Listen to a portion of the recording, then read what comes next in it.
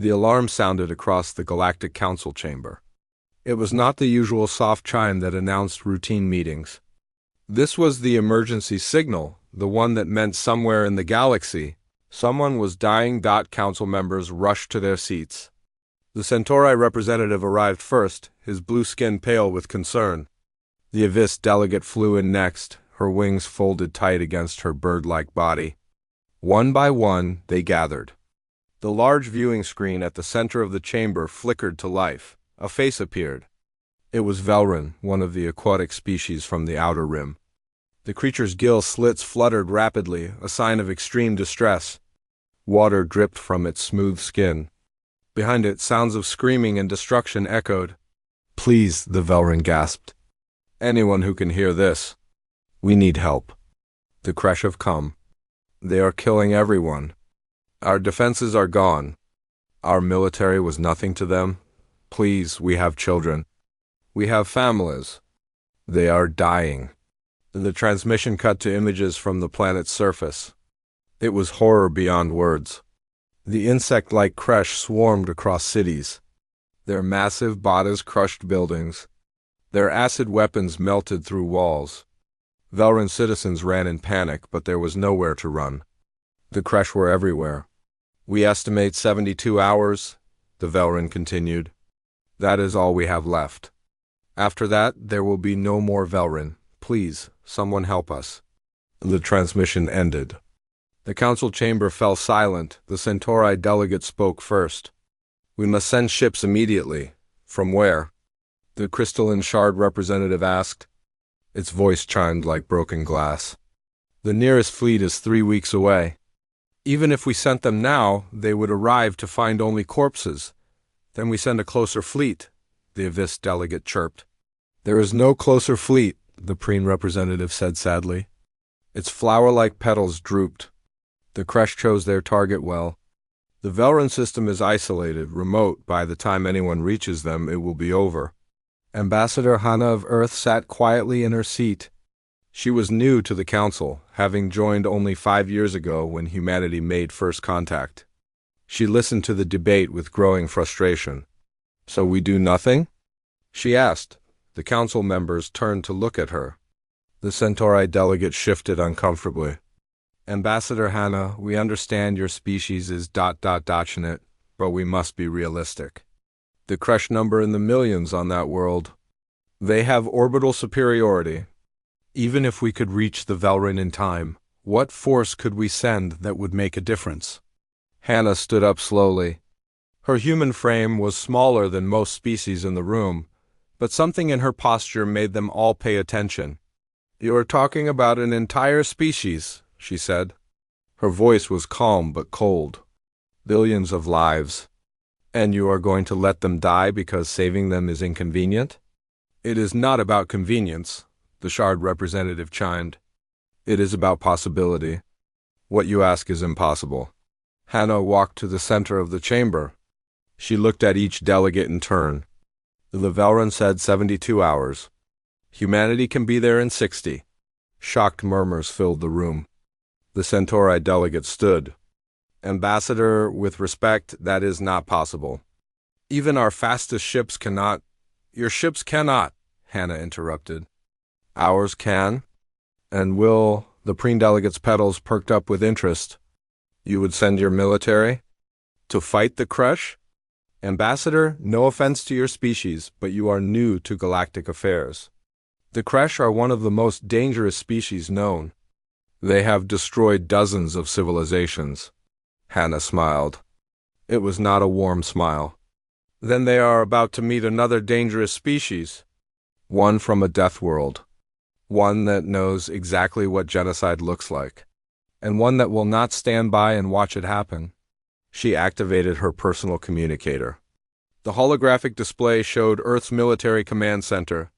A stern-faced man in uniform appeared. His name was Admiral Jin. "Admiral," Hana said, "I am forwarding you emergency data. The Velrun species is facing extinction. They have 72 hours. I need a response fleet ready in 1 hour." Admiral Jin looked at the data. His expression did not change. "Rules of engagement?" Hannah glanced back at the council members watching her. They looked nervous. Good, she thought. No mercy, she said clearly. Save the Velrin. Eliminate the Kresh threat completely. Admiral Jin nodded. Consider it done. Fleet will depart in 90 minutes. We will arrive in 54 hours. The transmission ended. Hannah turned back to the council. Their faces showed shock and disbelief. You cannot be serious, the Centauri delegate said. You are going to start a war with the Kresh swarm over a species you barely know? We are not starting a war, Hannah replied. The Kresh started it when they decided to commit genocide. We are going to finish it. But your forces, the Avis delegate said. How many ships can you possibly send in such short notice? The Kresh have hundreds of bioships in orbit around that planet. Hannah collected her documents. She walked toward the exit of the chamber. At the door, she paused and looked back. Enough ships, she said. And enough humans who remember what it means to fight for survival. The Kresh have never encountered a species from a true death world. They are about to learn why Earth is classified as Category 12 on the danger scale. She left the chamber. Behind her, the delegates erupted into argument. Some demanded humanity be stopped. Others quietly hoped the humans would succeed. A few species who had suffered under Kresh attacks before began to pray for human victory. Far from the council. On Earth, Admiral Jin stood in the command center. Around him, officers moved with quick efficiency. Screens showed ships launching from orbital stations. Marines loaded into drop pods. Weapon systems came online. Commander Day entered the room. He saluted. Sir, ground forces are ready. 3,000 Marines, full combat gear. We have orbital support and air superiority equipment. Good, Jin said. Captain Sora is leading your air support? Yes, sir. She is already aboard the carrier Indomitable. Jin pulled up the tactical display of the Velrin system. He studied the Kresh positions. There were so many of them, like a plague of insects covering a world. Commander Day, Jin said quietly. The ambassador said no mercy. Do you understand what that means? Day met his admiral's eyes. It means we do what needs to be done. It means we do not stop until every Kresh on that planet is dead. It means we show them what happens when they threaten innocent people in a galaxy that now has humans in it. Jin nodded. Then go, save the Velrin. Show the galaxy who we are. Day saluted again and left. Jin watched the fleet status on his screens. Ship after ship reported ready. In 90 minutes, they would jump to faster-than-light travel. In 54 hours, they would arrive at the Velrin system. The Kresh had no idea what was coming for them. They had never faced humans before. They had never fought against beings from a high-gravity world where everything was trying to kill you. They had never encountered a species that saw a distress call not as a tragedy to mourn, but as a mission to complete. Jin allowed himself a grim smile. No mercy, he whispered to the empty command center. They asked for no mercy. The human fleet dropped out of faster-than-light travel at the edge of the Velrin system. It had been 54 hours since Ambassador Hana sent the call. 18 hours ahead of schedule. Admiral Jin stood on the bridge of his flagship, the Devastator. Through the viewing window, he could see the other ships of his fleet. 3 massive carriers, each holding hundreds of fighter craft. 12 destroyers bristling with weapons. 4 marine assault ships packed with soldiers and equipment. Status report, Jin ordered. His tactical officer, a young woman named Yuna, worked quickly at her station. Admiral, scanning the system now. Detecting massive Kresh presence on the second planet. That is the Velrin homeworld, counting ... Over 200 Kresh bioships in orbit. Ground forces estimate between 8 and 10 million Kresh on the surface. Jin nodded slowly. And the Velrin?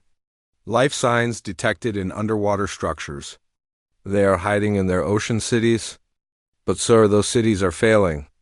The Kresh are using some kind of seismic weapons. The underwater structures will not hold much longer. Time until complete collapse? 20 hours at most. Jin opened the fleet-wide communication channel. All ships, this is Admiral Jin. You know the mission? We are here to save the Velrun. To do that, we must remove every single creche from this system. I do not care if they surrender. I do not care if they beg. Ambassador Hannah's orders were clear. No mercy, is that understood? A chorus of acknowledgments came back. Jin could hear the determination in their voices. These were men and women who volunteered for this mission, who wanted to be here, who believed in protecting the innocent. Good, Jin said. Now let us show these insects what happens when they pick the wrong prey. All ships attack Pattern Delta. Destroy their orbital fleet first. The human ships surged forward. The Kresh bioships, massive organic vessels grown rather than built, turned to face them. They outnumbered the humans 10-1, but numbers were not everything. The human destroyers opened fire first. Railguns accelerated tungsten rods to incredible speeds. The projectiles crossed the distance in seconds. When they hit the Kresh bioships, the results were devastating. The organic armor that protected the Kresh ships was evolved to resist energy weapons. Lasers and plasma could burn it, but slowly. The Kresh had fought many species, and all of them used energy weapons. Humans used kinetic weapons. Solid metal traveling at a significant fraction of light speed. The first Kresh bio ship simply exploded. The tungsten rod punched through its armor like paper, through its interior, and out the other side. The massive ship broke apart, spilling atmosphere and Kresh bodies into space. The second ship died the same way. Then the third. Then 10 more. The Kresh fleet scrambled to respond. They fired back with acid projectiles and biomissiles. But human ships were fast and their armor was thick. The acid burned paint but did not penetrate. The biomissiles exploded against shields. Carrier wing, launch all fighters, Jin commanded. From the 3 carriers, hundreds of small fighter craft poured out. They swarmed toward the Kresh ships like angry hornets. Each fighter carried missiles and rapid-fire cannons. They did not try to destroy the bioships alone. Instead, they targeted the Kresh weapons and engines. A fighter pilot named Tay whooped over the comm channel. These things are huge but slow. They cannot track us at all. This is too easy. Stay focused, his squadron leader warned. Easy is how you get killed. But Tay was right. The Kresh bioships were powerful but designed for fighting other large ships.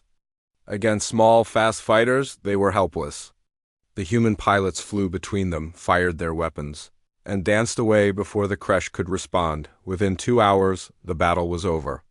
Every single Kresh bioship was either destroyed or disabled. The survivors tried to flee, but human destroyers hunted them down.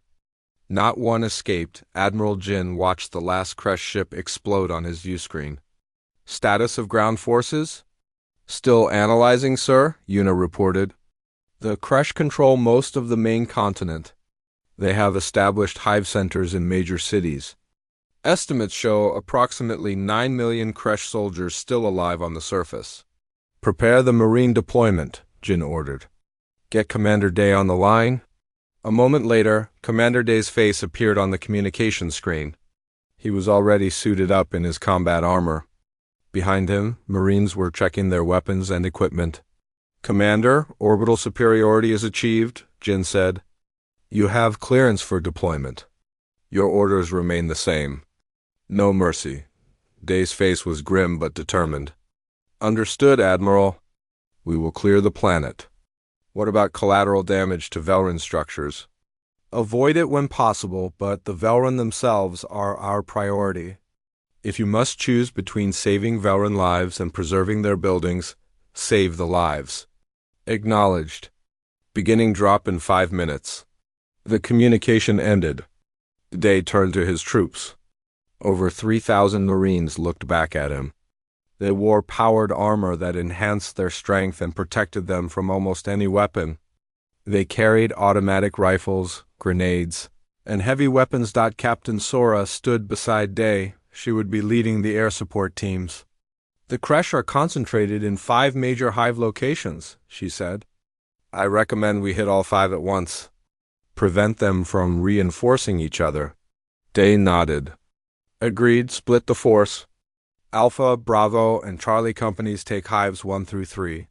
Delta and Echo take 4 and 5. I will lead Alpha Company personally. What about me? Sora asked. You take your gunships and provide close air support. The creche will have anti-air defenses. Take them out first so our people on the ground can move freely. Sora grinned. With pleasure. The drop pods launched. 3,000 Marines fell toward the planet like meteors. The pods were designed to survive atmospheric entry at high speed. Inside each pod, Marines braced themselves against the violent shaking. Private Yoon was making his first combat drop. He had trained for this, but training was different from reality. The pod shook so hard his teeth rattled. The temperature inside rose despite the cooling systems. First drop, Yoon? The Marine next to him asked. Her name was Rena, that obvious? Yoon asked. You look like you are going to throw up. Do not worry. The hard part is not the drop. It is what happens when we land. What happens when we land? Rena checked her rifle. We kill every creche we see. Stay behind cover. Keep moving. And remember they are trying to kill you too. So kill them first. The pod's retro rockets fired. The shaking became even worse. Then, with a massive impact, the pod hit the ground. The doors blew open. Yoon stumbled out into hell. They had landed directly in the middle of a creche-occupied city. All around them, the insect-like aliens swarmed. Each creche was the size of a horse with 6 legs and 4 arms. Their mandibles clacked together, their compound eyes fixed on the humans. Contact! Someone shouted. The creche charged. Hundreds of them, pouring out of buildings and streets. They expected the humans to panic, to run. Every other species did when faced with a creche charge. Humans did not run. Fire! Commander Day roared. 300 rifles opened fire at once. The sound was deafening. Bullets tore through creche bodies. The aliens' natural armor was strong, but human ammunition was designed to penetrate. Creche fell by the dozens. But more kept coming. They sprayed acid from specialized glands. They swung massive claws. They were terrifying. Yoon fired his rifle in controlled bursts like he was taught. A creche ran straight at him. Its mandibles opened wide, ready to tear him apart. Yoon aimed for the center mass and pulled the trigger. The creature dropped 3 meters from him. Another creche appeared from his left. Before Yoon could turn, Rena shot it. Keep your head on a swivel, she shouted over the gunfire. Above them, Captain Sora's gunship screamed past. They fired rockets into creche concentrations. Each explosion cleared dozens of the aliens. Sora's voice came over the comm channel. Alpha Company, you have heavy creche reinforcements coming from the north. Estimate 2,000 hostiles. I'm going to thin them out. Her gunship dove toward the approaching creche swarm. The chin-mounted cannon fired so fast it sounded like a continuous roar. Creche exploded into pieces. Commander Day watched his tactical display. All 5 companies had landed successfully. All 5 were engaged with heavy creche forces, but the Marines were holding their ground. No, not just holding. They were advancing. This is Alpha Leader, Day transmitted. Push forward to the hive center. I want that queen dead within the hour. The Marines moved as a coordinated unit. They advanced from building to building, clearing each one. The creche fought viciously, but they were not prepared for humans. Nothing in their evolutionary history prepared them for a species that was stronger, faster, and more aggressive than they were. Yoon found himself actually enjoying the fight. The terror of the first moments had passed. Now there was only the mission. He and Rena worked together, covering each other as they moved. I thought this would be worse, Yoon said during a brief pause. Rena reloaded her rifle. The day is young. Wait until we reach the hive center. That is where the real fun begins. As if responding to her words, a massive creche warrior emerged from a building. It was twice the size of the normal soldiers. Its armor looked thicker, harder, heavy. Someone screamed. The heavy creche charged straight at their position. The heavy creche warrior was a monster. Its armored carapace gleamed dark green in the sunlight. 4 massive arms ended in claws that could tear through steel. It stood 3 meters tall and moved with terrible speed despite its size. Yoon fired his rifle at it. The bullets bounced off its thick armor. Beside him, Rena cursed and switched to armor-piercing rounds. Those penetrated but barely slowed the creature down. Heavy weapons. Commander Day shouted, "Someone take that thing down." A Marine named Quan ran forward carrying a rocket launcher. He dropped to one, aimed, and fired. The rocket struck the heavy Kresh directly in the chest. The explosion was massive. When the smoke cleared, the creature was down, but more were coming. The Kresh were sending everything they had. "They are getting desperate," Day observed. "That means we are hurting them. Push forward. Do not let them regroup." Alpha Company advanced through the ruined city. Every building seemed to hide more Kresh. The aliens fought from windows, from rooftops, from underground tunnels. But the humans kept moving, kept killing. Above them, Captain Sora coordinated the air support. Her gunships had cleared most of the anti-air defenses. Now they were free to strike wherever needed. "All air units, this is Sora," she transmitted. "I am seeing Kresh trying to evacuate to the south. Do not let any escape. Kill them all." Her gunship swept across the landscape. Any Kresh they found died. There were no warnings, no chances to surrender. The orders were clear. No mercy. In another part of the city, Delta Company was fighting toward their assigned hive. Their commander, Lieutenant Han, was a calm and efficient officer. He did not waste words or ammunition. Every shot he took killed a Kresh. Every order he gave was precise. "Flamers up front," Han commanded. "Burn out that building." 2 Marines carrying flamethrowers moved to the front. They sprayed liquid fire through the windows of a structure the Kresh were using as a defensive position. The screaming started immediately. Kresh poured out of the building, their bodies burning. Marines cut them down as they emerged. "Sir," one of the soldiers said, "is this not excessive?" Han looked at the young Marine. "Do you know what the Kresh do to the species they conquer? They do not take prisoners. They do not enslave. They consume. Every Velran they catch gets eaten alive. So no, Private, this is not excessive. This is justice." The private nodded and said nothing more. They kept advancing. Commander Day's Alpha Company reached the first hive center. It was a massive structure the Kresh had built in what used to be the Velran Capital building. The walls were covered in the same organic material as their bioships. It pulsed with sickly light. "Scan it," Day ordered. His technical specialist, a corporal named Mina, ran her sensors over the structure. "Sir, reading massive life signs inside. Estimate over 10,000 Kresh. And sir, there's a queen in there. A big one." "Good," Day said. "Set charges on the support columns.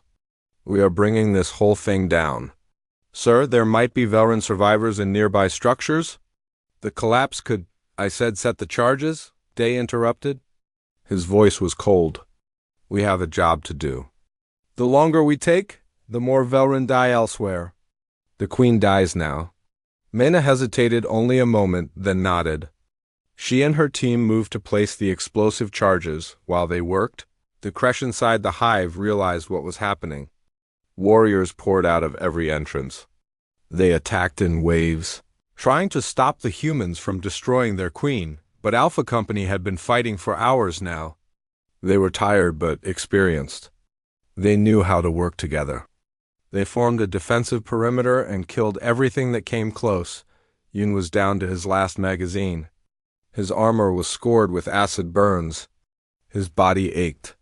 But he kept firing, kept fighting. A Kresh leaped at him from an impossible angle. Before he could react, Commander Day appeared and drove a combat knife into the creature's head. "Stay alert, Private," Day said calmly, as if they were on a training exercise. "The moment you relax is the moment you die." "Yes, sir," Yun gasped. "Charges set," Mina shouted. "Detonation in 30 seconds? Fall back." Alpha Company retreated to a safe distance. Kresh warriors followed them, still attacking even though their doom was certain. The Marines fired as they moved, dropping Kresh with every shot. The charges detonated. The entire hive structure collapsed inward. The sound was enormous. Dust and debris filled the air.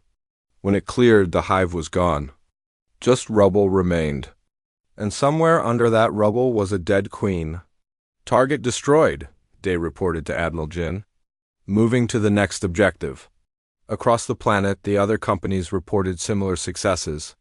One by one, the hive centers fell.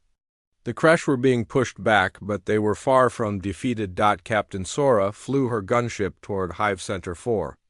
Intelligence said it was the largest one, possibly containing multiple queens. As she approached, her sensors went crazy. "Contact!" her co-pilot shouted. Anti-air positions activating. Biological projectiles shot toward them. Sora threw the gunship into a hard turn.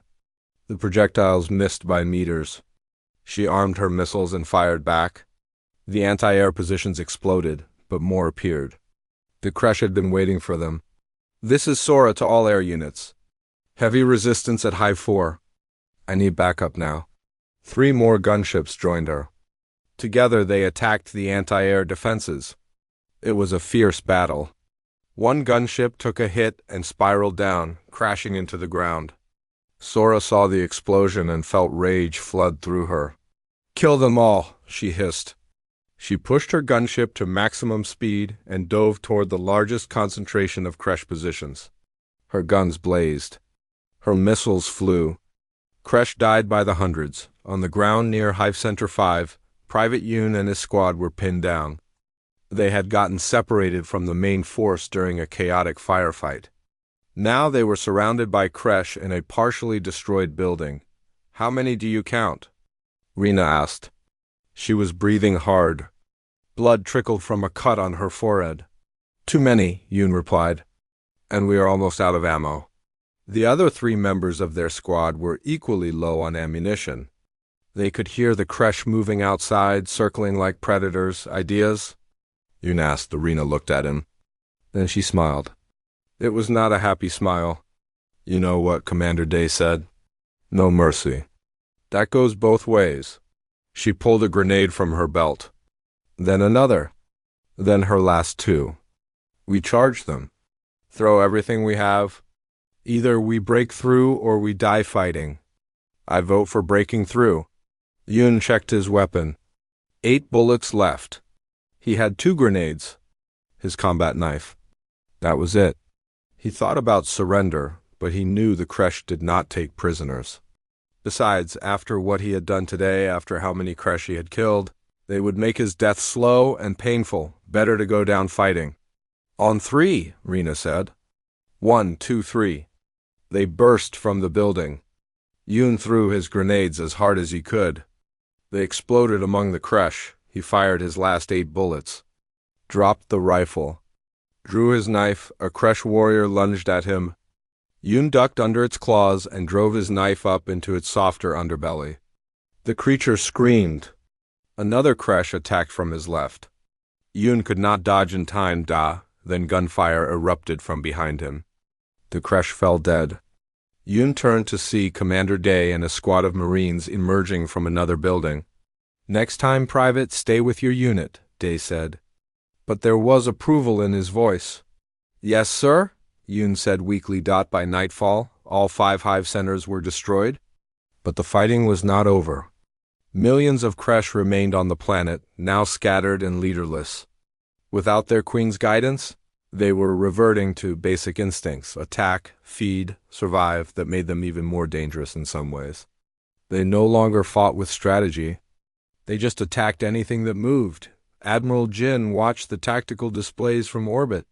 His ships had complete control of the space around the planet. His Marines controlled most of the major cities. But the Kresh were everywhere. In the forest. In the tunnels. In the ruins, casualties? He asked. 214 dead, Yuna reported softly. 593 wounded. Most will survive. Jin closed his eyes briefly. Each death hurt. But he had known this would be costly. War always was, and the Velrun? Their underwater cities are holding. They report no crash breaches. They are asking when it will be safe to emerge. Tell them not yet, Jin said. Tell them we are still cleaning up. Another day? Maybe 2. He opened the channel to Commander Day. Status report. Day's face appeared. He looked exhausted. His armor was covered in fresh blood and burn marks. Sir, hives are destroyed. Organized resistance is broken. But we still have millions of individual Kresh to hunt down. This is going to take time. You have 72 hours, Jin said. After that, I am glassing any area still containing Kresh. Glassing meant using orbital weapons to superheat the surface of the planet. It was a brutal tactic. It would kill everything in the target area. But it was effective. Understood, sir, Day replied. We will work fast. The hunt began. Human forces swept across the planet systematically. They used drones to find Kresh hiding places. They used heat sensors to detect Kresh in tunnels. Whenever they found them, they killed them. There were no prisoners. No negotiations. The Kresh had come to this world to exterminate the Velrin. Now they were being exterminated in turn. Some species in the galaxy would call this genocide. Some would say humans were no better than the Kresh. 7 days after the human fleet arrived, Commander Day stood on a hill overlooking the Velrin capital. Around him, the city was in ruins. Buildings were collapsed. Streets were torn up. Scorch marks covered everything. But the Kresh were gone. All of them, final report? He asked Captain Sora, who stood beside him. All sectors clear, Sora replied. We found the last group of Kresh in the northern forest yesterday. 300 of them. We used incendiary bombs. Nothing survived. Casualties? Final count is 847 humans killed in action. Another 1,000 wounded, but most will recover. We lost 23 ships to Kresh anti-air defenses. Day nodded slowly. Those numbers hurt. Every single death hurt. But they had achieved the mission. The Velrin were saved, and the Velrin themselves? He asked, Their underwater cities are secure. Total Velrin casualties were approximately 2 million before we arrived. But over 4 billion survived. They are starting to emerge now. As if responding to her words, Day saw movement near the water's edge. Velrin were coming up from their ocean cities. They moved slowly, cautiously, as if afraid the nightmare might start again. A group of them approached the human position. Day and Sora walked down the hill to meet them. The leading Velrin was old, her skin marked with age patterns. But her eyes were bright and alert. You are the humans? She asked. Her voice was soft, speaking through a translation device. Yes, Day replied. I am Commander Day. This is Captain Sora. The old Velrin looked at them for a long moment. Then she bowed deeply. I am Elder Tala. I speak for my people. We do not have words for what you have done. You saved us. All of us? When we thought we were about to die, you came. Why? Day glanced at Sora, then back at the Velrin. Because you asked for help? Because we could. Because letting you die when we could save you was unacceptable. But the cost, Elder Tala said. We heard on the broadcasts. 800 of your people died. For us. For strangers. 847, Day corrected quietly. And they knew the risks. They volunteered. Every single one of them wanted to be here. Elder Tala's gill slits fluttered rapidly. It was a sign of deep emotion. How can we ever repay this? What do humans want in return? Sora spoke up. We want you to survive. To rebuild. To remember that when you needed help, someone came. And maybe someday, if someone else needs help, you will come too. The Velrin elder looked confused. That is all? You do not want territory? Resources, slaves? No, Day said firmly. We want nothing like that. Just survive. Be better than the Kresh. That is, payment enough. Behind Elder Tala, more Velrin emerged from the water. Thousands of them. Tens of thousands. They saw the humans and hesitated. But when the humans did not attack, did not threaten, they came closer, Soon Day and Sora were surrounded by Velrin. They touched the human armor gently, as if making sure the humans were real. Some cried. Others spoke in their own language too fast for the translators to keep up. A young Velrin child approached Yoon, who was part of the security detail. The child looked up at him with huge eyes. "Did you kill the monsters?" The child asked. Yoon knelt down to the child's level. "Yes, all of them. They cannot hurt you anymore." "Good," the child said. Then, unexpectedly, the child hugged Yoon's armored leg. Yoon looked helplessly at Rena, who just smiled. "Let the kid hug you. After what they went through, they need this."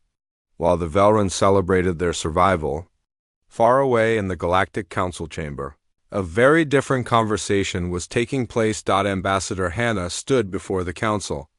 Around her, delegates from dozens of species argued and shouted. The chamber was in chaos. "Order!" the Centauri delegate demanded. "We must have order." Slowly the noise died down. The Centauri delegate pointed at Hannah. "Ambassador, you and your species have much to answer for. The reports from the Velrin system are disturbing." "Disturbing how?" Hannah asked calmly. "You exterminated every creche on that planet," the preen delegate said, its petals quivering with distress. "Every single one. Millions of them. That is genocide." "No," Hannah replied coldly. "What the creche were doing was genocide. We stopped it by committing genocide in return." The crystalline shard representative chimed. "You could have captured them, negotiated, found a peaceful solution." Hannah laughed. It was not a pleasant sound. Negotiate? With creatures that were eating Velrin children alive? Tell me, Shard, what peaceful solution exists when one side wants only to kill and consume? "You could have driven them off the planet," the Centauri delegate suggested. "Force them to leave. You did not have to kill them all. Drive them off so they could attack someone else?" Hannah shook her head. "No, we eliminated the threat completely. That was our mission." "Your tactics were brutal," the preen delegate said. "Burning them alive. Crushing them under buildings. Hunting them down even when they tried to flee." "Yes," Hannah agreed. "Because anything less than total commitment might have failed. And failure meant the Velrin died. We were not going to let that happen." The Avis delegate, one of the bird-like species, spoke up. "I understand the other delegates' concerns, but I must point out the obvious. The Velrin are alive because of humanity. They were facing extinction. Now they survive. Whatever methods the humans used, they achieved what no one else could. At what cost to morality?" The Shard representative chimed. "At a cost the humans were willing to pay," a new voice said. Elder Tala entered the chamber, accompanied by other Velrin representatives. "We asked for this audience so we could speak." The Centauri delegate looked surprised. "Elder Tala, you should be recovering. Your world has been through trauma." "Which is why I must speak now," Tala replied. She moved to stand beside Hannah. "You debate whether humanity was too violent, too brutal, too willing to kill. But you forget something important. You all abandoned us. You said saving us was impossible. You were ready to let my entire species die rather than even try." The chamber fell silent. "The humans did not abandon us," Tala continued. "They came. They fought. They died for us. 847 humans gave their lives for my people. They could have stayed safe in their own territory. Instead, they crossed the galaxy because we asked for help. And now you want to condemn them?" "We simply question their methods," the preen delegate said weakly. "Their methods saved 4 billion lives," Tala said. "If they had been gentle, if they had tried to capture or negotiate, we would all be dead. The Kresh do not understand mercy. They only understand strength. The humans showed strength." The Avis delegate flapped her wings. "Elder Tala speaks truth. I propose we formally thank humanity for their intervention rather than condemn them." "I second that," said the representative from the Nuru. "An amphibious species," the Centauri delegate looked around the chamber. He saw the mood shifting. "Very well. We shall vote. All in favor of formally thanking humanity for their actions in the Velrin system? About half the chamber voted in favor. The other half abstained. None voted against, though many looked uncomfortable. The motion passes, the Centauri delegate announced. Humanity is formally thanked for their service. However, I must add that we hope future interventions will be less extreme. Hannah smiled. We will use whatever force is necessary to protect innocent lives. No more, but certainly no less. If that makes you uncomfortable, perhaps you should think about why you find saving people disturbing. She left the chamber with Elder Tala. Outside, they walked together through the station corridors. Will they try to stop you? Tala asked. If another species needs help, they can try, Hannah replied. But they cannot stop us. And I do not think they really want to. They are afraid of us, yes, but they are more afraid of the next crash attack. They know they need us. Then what happens now? Hannah pulled out a datapad. On it was a document. Several species have contacted us privately. They want to form an alliance, a mutual defense pact. If any member is attacked, all members respond. We are calling it the Velrin Compact in honor of your people. Tala read through the document. Her gill slits fluttered. This would change everything. The galaxy would have a real defense force. Yes, and humanity will lead it. Not because we want power, but because we are willing to do what others will not. We are willing to fight, to die if necessary, to show no mercy to those who would commit genocide. How many species want to join? 15 so far. More are considering it. Your world will be the first official member after Earth. Tala looked at Hannah with something like wonder. You came to save us. But you did more than that. You changed the entire galaxy. No, Hannah said quietly. The galaxy changed itself. We just showed them what was possible. Now others want to be part of it. Want to protect each other the way we protected you. Far away, in Kresh territory, the news of the Velrin defeat spread like fire. The Kresh Empress, ancient and powerful, heard the reports.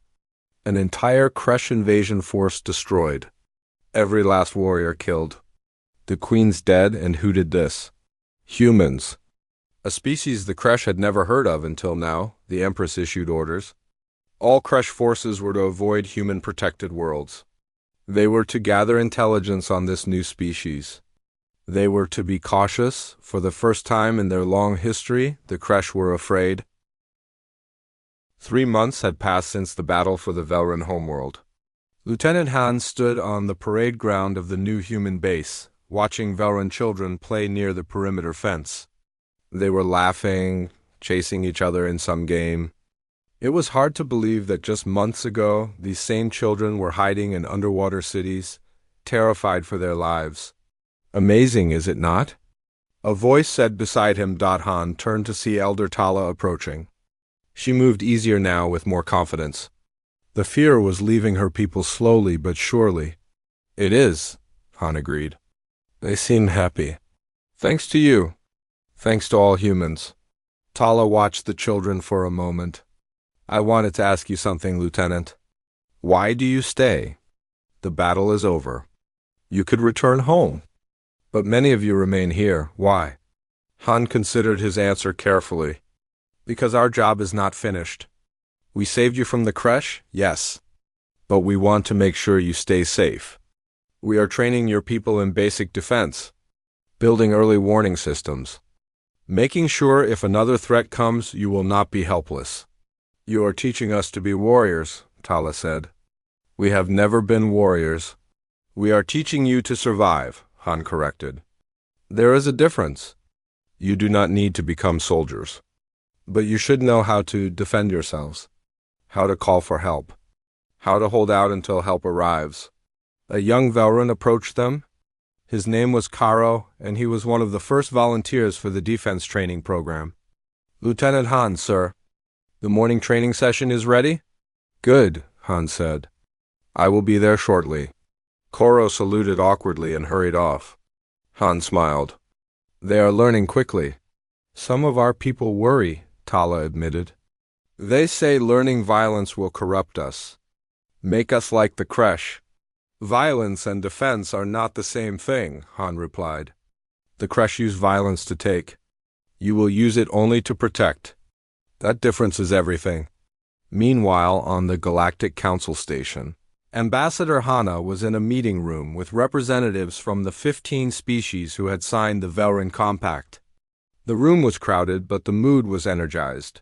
The compact is officially active as of this morning, Hana announced. All member species have ratified the agreement. We now have a mutual defense pact that spans 42 systems. The Avis delegate chirped happily. This is historic. For the first time, multiple species are committed to defending each other with military force if necessary. What about the Galactic Council? The Nuru representative asked. They have been very quiet about this. Because they do not know what to do, Hana replied. Some council members are angry that we are forming a military alliance outside their authority. Others are secretly relieved that someone is doing something about galactic security. They cannot agree, so they do nothing. Let them argue, the Avis delegate said. We are taking action. That is what matters. Speaking of action, Hana continued, we need to discuss the command structure. The compact needs a unified military command. Someone who can coordinate defense forces from all our species. That should be a human, the Nuru representative said immediately. You have proven yourselves. You have the experience. The capability. Several other delegates agreed. Hana held up her hand. Admiral Jin has agreed to serve as Supreme Commander of Compact Forces. But he insists that each species maintain their own military leadership. We coordinate, but we do not control. Everyone agrees? They all agreed. The Velrin Compact was becoming real. Far from the Council Station. In Earth's military headquarters, Admiral Jin reviewed intelligence reports with his senior staff. Captain Sora was present, as was Commander Day, who had been promoted after the Velrin operation. Status of compact forces? Jin asked. SOR pulled up a holographic display. We have commitments for 300 ships from all member species combined. Most are light cruisers and patrol craft. Only humans and the Avist have heavy warships. But the numbers are growing. The Nuru are building a new fleet specifically for compact operations. Good, Jin said. What about training? We are running joint exercises, Commander Day reported, teaching other species our tactical methods. Some are adapting well. The Avist are natural pilots. The Nuru are excellent at underwater operations. Others struggle, but they are learning. Ground forces? We are forming mixed units. Human Marines working alongside Avist scouts and Nuru infiltrators. Early results are promising. Different species have different strengths. When we combine them, we are more effective than any single species alone. Jin nodded approvingly. This is good work. But we cannot forget the bigger picture. The Kresh are quiet now, but they will not stay that way forever. And there are other threats out there. As if his words were prophetic, an alarm sounded. A junior officer rushed into the room. Sir, we are receiving a priority transmission from our deep space monitoring network. Show me, Jin commanded. The holographic display changed. It showed a vast region of space near the galactic core, and moving through that space was a fleet. Not a small fleet, not even a large fleet, an armada. Thousands of ships. Identification? Jin asked. Unknown, sir. The ship designs do not match any known species. And, sir, they are heading toward populated systems. Jin felt his stomach tighten. Are they responding to communication attempts? Negative, sir. They ignore all hails. But their trajectory is clear. They are heading for the Taraxis system. Population approximately 20 billion. Time until they arrive there? 3 weeks, sir. Jin looked at his officers. Get Ambassador Hana on the line. Alert all compact forces. And prepare the fleet for deployment. Sir, Sora said quietly. We do not know if these unknown ships are hostile. They are heading for a populated system and ignoring all communication, Jin replied. That is hostile enough for me. We mobilize now. If they prove peaceful, we can stand down. But if they are not... He left the sentence unfinished. The news spread quickly through the compact. An unknown fleet approaching inhabited space. Possibly hostile. Definitely dangerous. This was the first real test of the new alliance. Ambassador Hana convened an emergency meeting. The 15 species gathered virtually, their holographic images filling the conference room. You have all seen the reports, Hana said without preamble.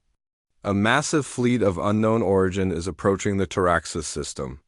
The Taraxis are not members of our compact, but they are peaceful. 20 billion people live on that world. We cannot simply watch and see what happens. What do you propose? The Avis delegate asked. We send our fleet. We intercept the unknown ships before they reach Taraxis. We attempt communication. If they prove hostile, we stop them. That is a significant commitment, the Nuru representative said. We would be risking our forces for a non-member species. If we only defend our own members, what is the point? Hana asked. The Velrun were not humans when we saved them. They were just people who needed help. The Taraxis are the same. We have the power to help. We should use it. I agree, Elder Tala said. Her hologram flickered slightly. The compact should stand for protecting all innocent life. Not just our own. One by one, the other delegates agreed. The Velrun compact would deploy. 2 weeks later, the human-led fleet arrived at the edge of the Taraxis system. Behind them were ships from all 15 compact species.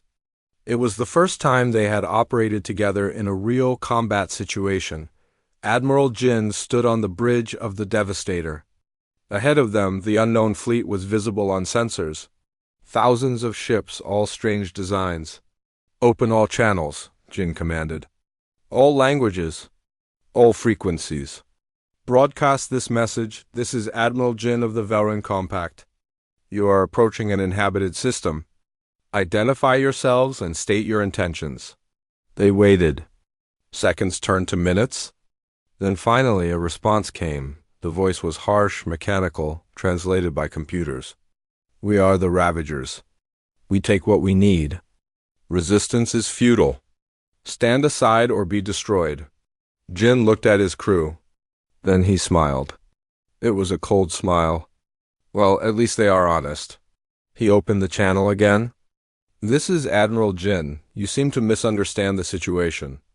This system is under compact protection. Turn back now and you will be allowed to leave peacefully. Continue and we will stop you. The Ravager response was immediate. You have 300 ships. We have 3,000. You cannot win. 3,000 against 300, Jin mused. Those seem like good odds. For us, he closed the channel and turned to his crew. All ships' battle stations. Prepare to engage. Send a message to the Taraxis. Tell them to take shelter. This is about to get messy. Captain Sora, commanding one of the forward destroyers, heard Jin's orders. She looked at her crew. You heard the Admiral? These Ravagers want to attack innocent people. We are going to stop them. Just like we stopped the crash, remember your training. Remember why we are here.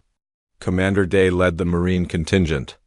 If any of their ships break through, we board them. We capture them. And we make them regret threatening anyone under our protection. Private Yoon, now promoted to corporal, checked his weapon. Beside him, Rena did the same. Here we go again, Rena said. At least it is not boring, Yoon replied.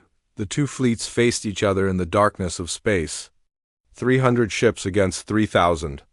By all logic, the smaller fleet should run, should surrender, should beg for mercy. But the Velrun Compact had learned something important from humanity. Sometimes the right thing to do is also the hard thing to do.